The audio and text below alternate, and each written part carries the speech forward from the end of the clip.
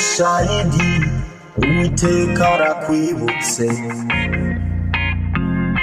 n'abandi bose b'inzirakarengane.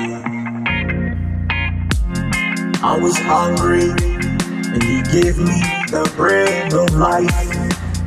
I was thirsty and he gave me living water. I was naked and Yeshua clothed me. In the spirit now, I walk with him always. He tells me to do the same everywhere I go. He trains me every day how to follow his ways. Gusura abarwaye ntibibagirwa bari mu nzu y'imbohe, ni benshi barengana. Abamena amaraso y'inzirakarengane dore bambitswe umuvumo. Mugarukira Imana amazi atararenga inkombe.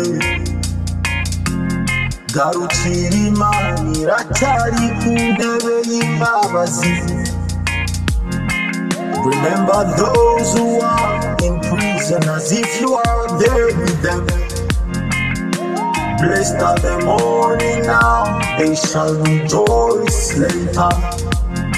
My friend, I will spend my whole life chasing paper. Reka dusura abarwaye mu bitaro, ntitwibagirwe abari mu nzu y'imbohe, dore ni benshi barengana.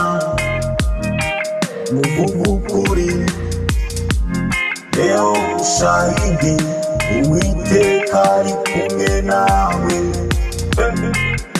You will shine, your star will never dim.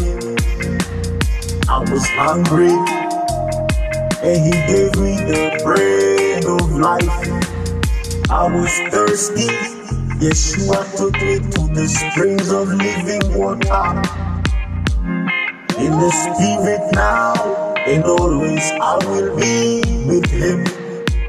He tells me to do the same thing and be kind to people.